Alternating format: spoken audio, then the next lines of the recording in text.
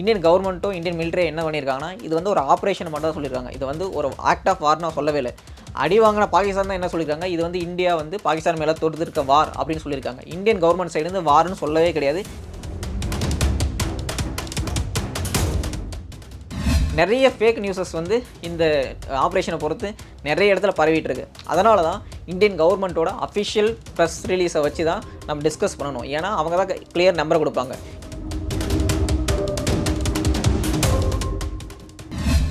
அவரே வந்து என்னுடைய ஃபேமிலி மெம்பர்ஸில் இருக்க 10 பேர் இறந்துட்டாங்கன்னு சொல்லிட்டு வெளிப்படையாக அறிக்கை வெளியிட்டிருக்காரு.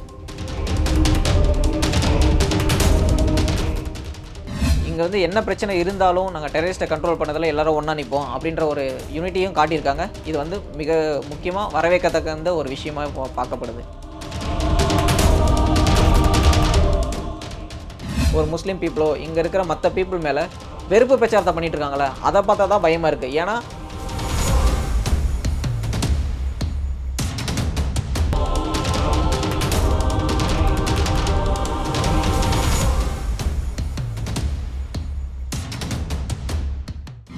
எல்லோ பெஞ்ச் நேயர்களுக்கு வணக்கம். ரீசெண்ட் டைமில் காஷ்மீரில் வந்து பகல்காமில் ஒரு முக்கியமான பயங்கரவாத தாக்குதல் வந்துச்சு. அதுக்கு பதிலடி கொடுக்கும் விதமாக இந்தியன் கவர்மெண்ட் இந்தியன் மிலிட்டரி சேர்ந்து ஒரு முக்கியமான ஆப்ரேஷன் லான்ச் பண்ணியிருக்காங்க. அந்த ஆப்ரேஷன் பேர் தான் ஆப்ரேஷன் சிந்தூர். இந்த சிந்தூர்ன்ற வேர்டுக்கும் அதுக்கு சொல்ல வர மீனிங்க்கும் நிறைய முக்கியத்துவம் இருக்குது. அதை நம்ம பின்னாடி பார்க்கலாம்.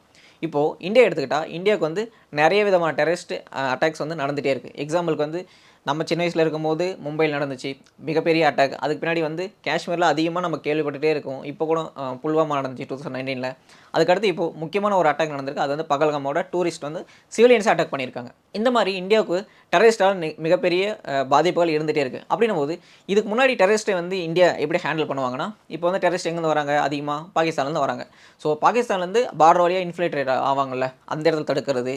அதுக்கு அடுத்து முக்கியமாக என்ன பண்ணுவாங்கன்னா, ரோந்து பகுதியில் ஈடுபடுறது, அப்புறமா யாருன்னா உள்ளே வந்துட்டாங்களா அவங்கள வந்து கண்காணிக்கிறது, அப்புறம் அரெஸ்ட் பண்ணுறது, இந்த மாதிரி ஒரு முக்கியமான ஸ்டெப்ஸ் எடுத்துகிட்டே இருந்தாங்க. இப்போ இந்தியா எடுத்துக்கிட்டால் இந்தியாவுக்கு வந்து டெரரிஸ்ட் வந்து எங்கேருந்து வராங்க, பாகிஸ்தான்லேருந்து வராங்க. அப்படின்னும் போது பாகிஸ்தான்லேருந்து வரவங்கள தான் நம்ம தடுக்கணுமே தவிர, எந்த இடத்துல வந்து தீவிரவாதிகள் உருவாகிறாங்களோ அங்கவே அவங்கள நம்ம வந்து கட்டுப்படுத்தணும் அப்படின்னு ஒரு முடிவு எடுத்து ஒரு ஆப்ரேஷனை லான்ச் பண்ணியிருக்காங்க.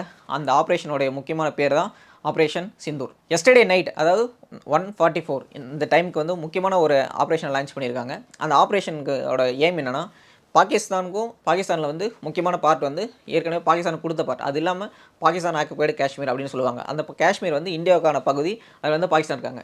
அந்த பகுதியை வந்து பாகிஸ்தான் ஆக்குபைடு காஷ்மீர்னு சொல்லுவாங்க. அங்கே தான் நிறைய வந்து அங்கே இந்தியாவுக்கான டெரரிஸ்ட் வந்து அங்கேருந்து தான் நிறைய வருவாங்க அப்படின்னு சொல்லுவாங்க.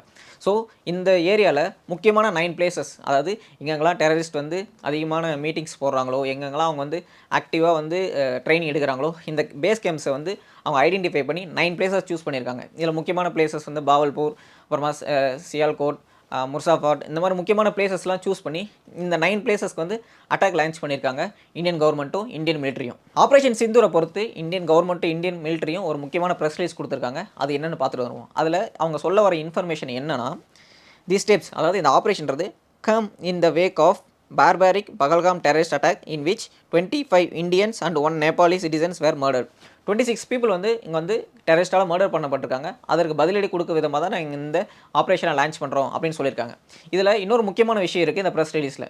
இந்த ப்ரெஸ் ரிலீஸில் இந்த செகண்ட் பேராகிராஃபில் இருக்கிற இந்த லைன்ஸ் வந்து இந்த ஆப்ரேஷனோட எய்மை சொல்லுது. இந்த ஆப்ரேஷனோட எய்ம் என்னன்னா, our actions have been focused, measured and non-escalatory in nature. No Pakistani military facilities have been targeted.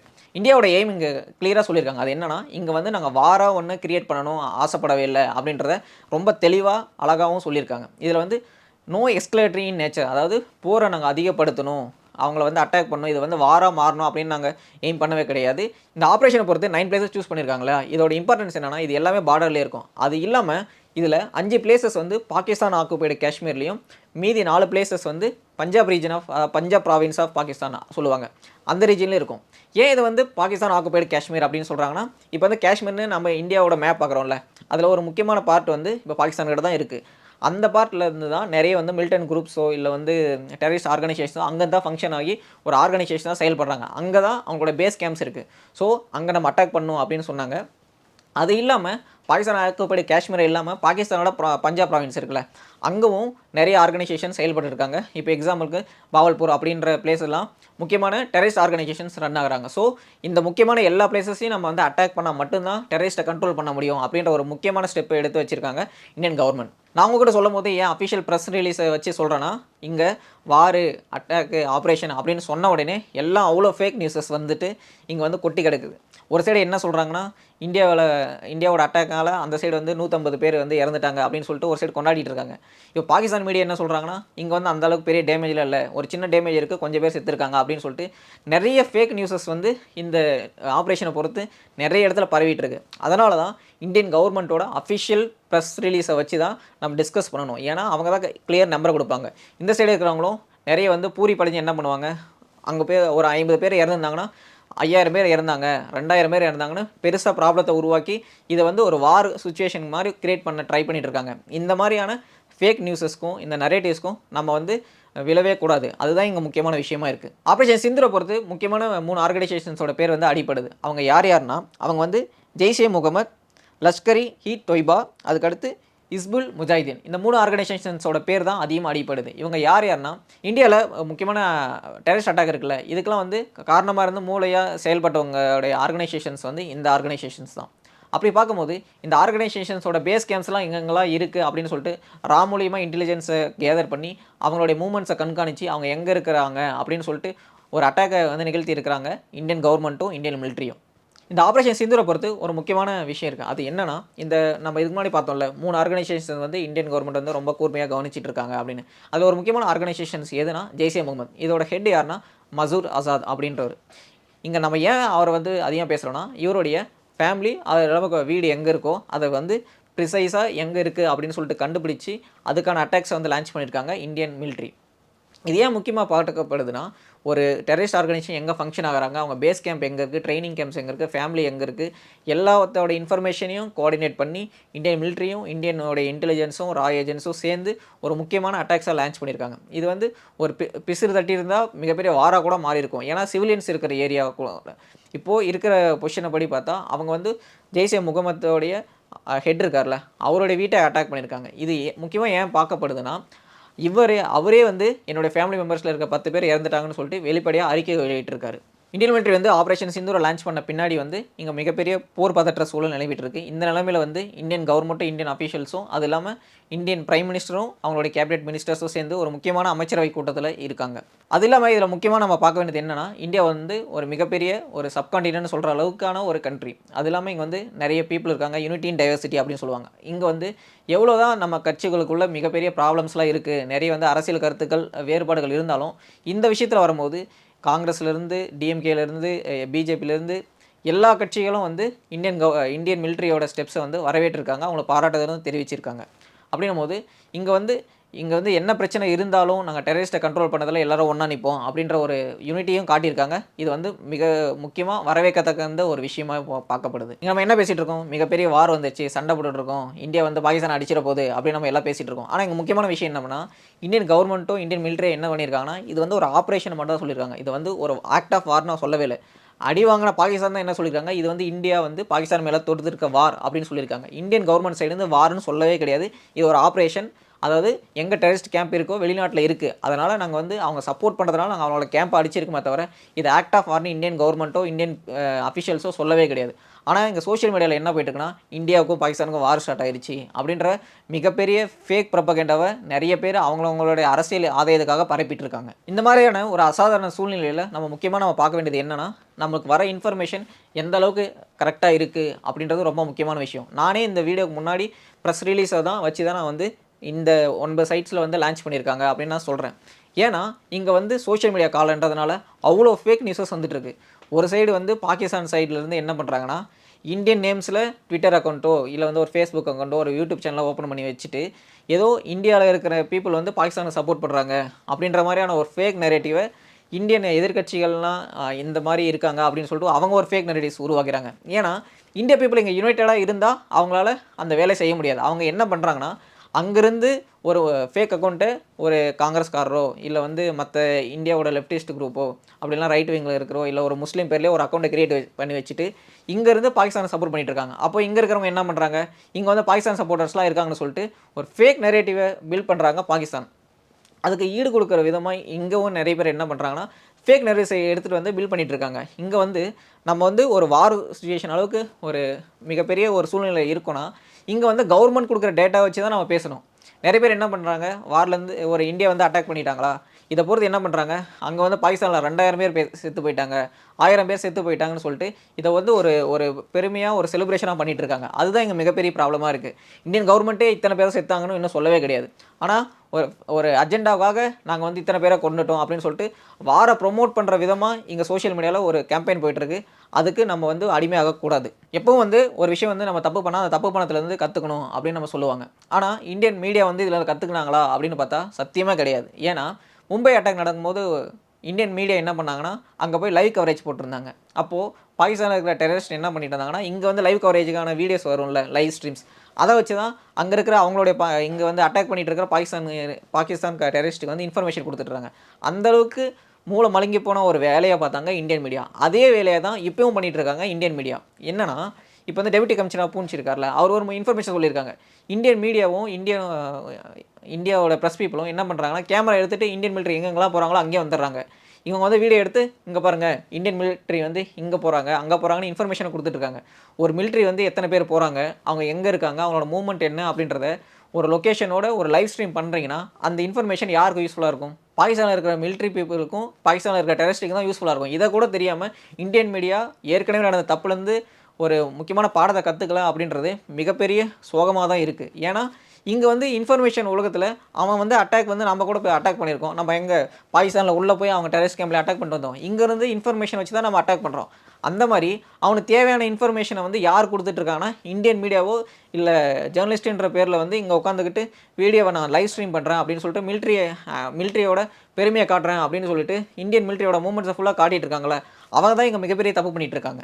So இதை பொறுத்து பார்க்கும்போது இங்கே வந்து இவ்வளோ பெரிய அசாதாரண சூழ்நிலையில் இந்தியாவுக்கு வந்து மிகப்பெரிய பாதிப்பாக இருக்கிறது என்னென்னா இந்தியன் பீப்புளுக்குள்ளே, அதாவது இப்போ வந்து கவர்மெண்ட் வந்து ஃபைட் பண்ணிட்டு இருக்காங்க, இந்தியன் மிலிட்ரி வந்து ஃபைட் பண்ணிட்டு இருக்காங்க. ஆனால் பீப்புளுக்குள்ளே இங்கே மிகப்பெரிய பிரச்சனை என்னென்னா ஃபேக் நியூஸஸ் தான்.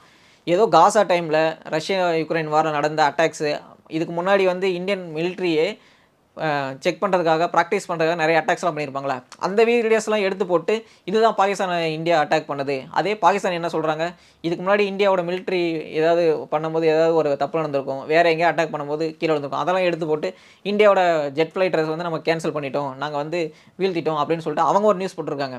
இது எல்லாமே ஃபேக் நியூஸ். ஆனால் அஃபிஷியல் ஐடியில் போய் பார்த்தாங்கன்னா அந்த எந்த நியூஸுமே இருக்காது. ஏன்னா அது நடக்கவே கிடையாது. ஆனால் இந்த ஃபேக் நியூஸஸை வச்சு இங்கே மிகப்பெரிய ப்ரொபகண்டா நடந்துகிட்டு இருக்குது. அது என்னென்னா வார்ன்றது ஒரு ரொம்ப நல்ல விஷயம். என்னன்னா படித்தவன் வந்து பார்க்குறது படித்தவன் மாதிரி என்னடா இப்படி பேசிகிட்டு இருக்குன்னு சொல்லுவாங்க. அந்த மாதிரி தான் இங்கே எல்லாரும் அதிகமாக என்ன பண்ணுறாங்கன்னா வார், சண்டைக்கு போகலாம், இந்தியா சண்டைக்கு போகுது, ஏதோ போருக்கு போகிறது வந்து பக்கத்து வீட்டில் பிரியாணி சாப்பிட போகிற மாதிரி எல்லோரும் பேசிகிட்டு இருக்காங்க. இங்கே பொறுத்த வரையும் இந்தியா பாகிஸ்தான் இல்லை, எல்லா கண்ட்ரிக்குமே டெரரிசம் அப்படின்றது மிகப்பெரிய பாதிப்பை ஏற்படுத்த தான் போகுது. இந்த சுச்சுவேஷனில் நம்ம ரொம்ப முக்கியமாக பார்க்க வேண்டிய விஷயம் என்னென்னா இங்கே வந்து வாரை வந்து எல்லோரும் ஒரு செலிப்ரேஷனாக பண்ணிகிட்டு இருக்காங்க. பாகிஸ்தான் மேலே நம்ம வந்து வாருக்கு போகிறோம், அதெல்லாம் பாகிஸ்தான் நம்ம அட்டாக் பண்ணிட்டோம் அப்படின்னு சொல்லுவாங்க. இந்தியன் கவர்மெண்ட்டே இங்கே என்ன சொல்கிறாங்கன்னா அது வார் கிடையாது, நாங்கள் வந்து ஒரு ஆப்ரேஷன் பண்ணிகிட்ருக்கோம், ஒரு சின்ன அட்டாக் பண்ணியிருக்கோம், எங்கெல்லாம் பேஸ் கேம்ப் இருக்கோம் அவளை அட்டாக் பண்ணியிருக்கோம். பாகிஸ்தான் தான் என்ன சொல்கிறாங்க, இது வந்து இந்தியா வந்து எங்கள் மேலே தொடுத்த வார்னு சொல்கிறாங்க. ஸோ இந்தியன் கவர்மெண்ட் அஃபிஷியலாக அதை வார்னு சொல்லவே கிடையாது. நம்ம தான் இங்கே உட்காந்துக்கிட்டு வார்னு பேசிகிட்டு இருக்கோம். வார்ன்றது ஒரு சாதாரணமான விஷயமே கிடையாது. வார்ன்றது ஒரு ஒரு குழந்தையிலேருந்து ஒரு பெரியவங்கலேருந்து எல்லாத்தையும் அஃபெக்ட் பண்ண தான் செய்யும். இப்போ வந்து நம்ம சிம்பிளாக யோசிக்கலாம், வார் நடக்கும்போது சென்ட்ரல் கவர்மெண்ட் வார் அறிவிச்சிட்டாங்க. இப்போ அவங்க என்ன பண்ணுவாங்க, ஒரு பொலிட்டிஷியன்ஸ், மிலிட்ரி அஃபிஷியல்ஸ் எல்லாரும் டெசிஷன் எடுத்துகிட்டு போயிடுவாங்க. டெசிஷன் எடுத்துகிட்டு வாருக்கு போயிட்டு எல்லாம் சண்டை போட்டு முடிச்சிருவாங்க. அப்படின்னு பார்த்தா கடைசியில் எல்லாத்துக்கும் பாதிப்பை அடைய போகிறது யார், நார்மலான மக்கள் தான். ஸோ இங்கே வார்ன்றது அந்தளவுக்கு சிம்பிளான விஷயம், நம்ம செலிப்ரேட் பண்ணுற விஷயம் அப்படின்றதெல்லாம் கிடையாது. ஏன்டா படித்தவன் மாதிரி இருக்க, இதை கூட செலிப்ரேட் பண்ணுற அப்படின்ற கொஷினை கேட்குற அளவுக்கு தான் சொல்கிறது கஷ்டமாக தான் இருக்குது. இந்தியாவில் இருக்கிற நிறைய பீப்புளு இந்த வாரோட ஒரு மோசமான தன்மையை புரிஞ்சிக்காமல் இங்கே உட்காந்துக்கிட்டு நாங்கள் வாருக்கு போகிறோம், வாரை வந்து செலிப்ரேட் பண்ணிகிட்டு இருக்காங்க. இதை பார்க்கும்போது ரொம்ப ரொம்ப கஷ்டமாக இருக்குது. இப்போ வந்து இந்தியா வந்து வாருக்கு போகுதுன்னு வச்சுங்களேன், அந்த வாருக்கு கூட எனக்கு பெரிய பயமாக கிடையாது. அதை விட மிகப்பெரிய பயம் எங்கே இருக்குன்னா இங்கே நடத்தப்படுற ஃபேக் நரேட்டிவ்ஸ் இருக்குல்ல, ஃபேக் நியூஸஸை பார்த்தா தான் மிகப்பெரிய பயமாக இருக்குது. அதை விட மிகப்பெரிய பயம் என்னென்னா, இங்கே ஒரு சுச்சுவேஷன் ரைஸ் ஆயிருக்குல்ல, இந்த சுச்சுவேஷனை வச்சு இங்கே இருக்கிற ஒரு முஸ்லீம் பீப்புளோ, இங்கே இருக்கிற மற்ற பீப்புள் மேலே வெறுப்பு பிரச்சாரத்தை பண்ணிட்டு இருக்காங்களே, அதை பார்த்தா தான் பயமாக இருக்குது. ஏன்னா அந்த மாதிரியான ஒரு வாருக்கு போகிறாங்கல்ல, எதிரில் வந்து பாகிஸ்தான் மிலிட்ரி இருக்காங்க, நம்ம வாரை அறிவிச்சிட்டோன்னா அவங்க கூட கூட சண்டை போட்டு ஜெயிச்சிடலாம். ஆனால் இந்தியாவுக்குள்ளே உட்காந்துக்கிட்டு இங்கே வந்து ஃபேக் நியூஸை பரப்பிட்டு அதை வச்சு ஃபேக்கான ஒரு நரேட்டிவை பில்ட் பண்ணி அதை வச்சு வெறுப்பு பிரச்சாரம் பண்ணுறாங்களே, அதுதான் இங்கே வந்து மிகப்பெரிய பயமாக இருக்க தவிர சொசைட்டியில் வார கூட பார்த்துடலாம் போல் இந்த மாதிரி ஃபேக் நரேட்டிவ்ஸையும் இந்த வெறுப்பு பிரச்சாரத்தையும் பார்க்கவும் முடியல, சகிக்கவும் முடியல. இதெல்லாம் எப்போ தான் இவங்க தூக்கி வச்சுட்டு இந்தியன்ஸாக நிற்க போகிறாங்களோ. ஏன்னா இங்கே வந்து கொள்கையில் மிகப்பெரிய சண்டை போட்டு பிரச்சனைகள் இருக்கிற இவங்க அரசியல் கட்சிகளே ஒன்று சேர்ந்து நிற்கிறாங்க. ஆனால் இந்த சுச்சுவேஷனை யூஸ் பண்ணி ஒரு குரூப் ஆஃப் பீப்புள் மேலே வன்மத்தை கக்கிட்டு இருக்காங்க இன்னொரு குரூப் ஆஃப் பீப்புள். ஸோ கடைசியாக சொல்ல வருது என்னன்னா, இங்கே வந்து இந்தியன் மிலிட்ரியோ இல்லை இந்தியன் கவர்மெண்ட்டோ டெரரிஸ்ட்டை கண்ட்ரோல் பண்ணுறதுல முக்கியமான ஸ்டெப்ஸை எடுத்து வச்சுட்டாங்க. அவங்க வந்து கண்ட்ரோல் பண்ணிடுவாங்க அப்படின்னு நம்ம நம்புவோம். ஆனால் நம்ம என்ன பண்ணோம்னா, இங்கே வந்து இங்கே இருக்கிற மக்கள் மேலே ஒரு ஃபேக் நரேட்டிவ்ஸோ வெறுப்பு பிரச்சாரமோ பரப்பப்படுதில்ல, அதுலேருந்து நம்மளுடைய இந்தியன்ஸை காப்பாற்ற வேண்டிய பொறுப்பு நம்மக்கிட்ட தான் இருக்குது. அது இல்லாமல் ஒரு ஜியோ பொலிட்டிக்கலாக ஒரு முக்கியமான விஷயம் நடக்குது அப்படின்னு நம்ம பார்த்தா, அது வந்து இந்தியாவோ பாகிஸ்தானை மட்டுமே அஃபெக்ட் பண்ணும் அப்படின்னு நம்ம பார்க்கக்கூடாது. சுற்றி இருக்கிற சைனா வந்து பாகிஸ்தானில் என்ன ரோல் பண்ணுவாங்க அப்படின்றத பார்த்து தான் இந்தியன் கவர்மெண்ட் செயல்படுவாங்க. நம்ம நினைக்கிற மாதிரி வாருக்கு போகலாம், வாங்க வாருக்கு ஏதோ பக்கத்து வீட்டுக்கு சண்டைக்கு போகிற மாதிரி போயிட்டு வந்துடலாம் அப்படின்னு சொல்லி நிறைய பேர் வாரை வந்து ரொம்ப பெருமையாக பேசிகிட்டு இருக்காங்க. அந்த வாருக்கு போகிறதுக்கு இந்தியன் கவர்மெண்ட் ரெடியாக இருக்காதுன்னு இந்தியன் கவர்மெண்ட்டுக்கு நல்லாவே தெரியும். அவங்க வாருக்கு ரெடி கிடையாது. எங்களுக்கு வந்து இந்த ப்ராப்ளம்ஸ் இருக்குது, நீங்கள் சால்வ் பண்ணுங்கள், நீங்கள் சால்வ் பண்ணலாம், நாங்கள் எப்படி சால்வ் பண்ண வைப்போம் அப்படின்னு எங்களுக்கு தெரியும், அதனால தான் இந்த ஸ்டெப் நாங்கள் எடுத்து வச்சுருக்கோம் அப்படின்னு சொல்லிட்டு இந்தியன் கவர்மெண்ட் தெளிவாக சொல்லியிருக்காங்க. ஆனால் இங்கே உட்காந்துக்கிட்டு வாருக்கு போகிறத வந்து பெருமையாக பேசுகிறதுல எந்த பயனும் கிடையவே கிடையாது. ஸோ கடைசியாக முடிக்கும் போது என்ன சொல்லி இங்கே முடிக்க நான் ட்ரை பண்ணுறேன் அப்படின்னா, இங்கே வந்து வார்ன்றது எந்த ஒரு ப்ராப்ளமுக்கும் சொல்யூஷனாக இருக்க போகிறதும் கிடையாது, அதை செலிப்ரேட்டும் பண்ணக்கூடாது. இங்கே வந்து ஒருத்தர் தப்பு பண்ணுறான்னா அவனை வந்து கண்ட்ரோல் பண்ணுறதுக்கான ஒரு முக்கியமான ஸ்டெப் எடுத்து வச்சுருக்காங்க.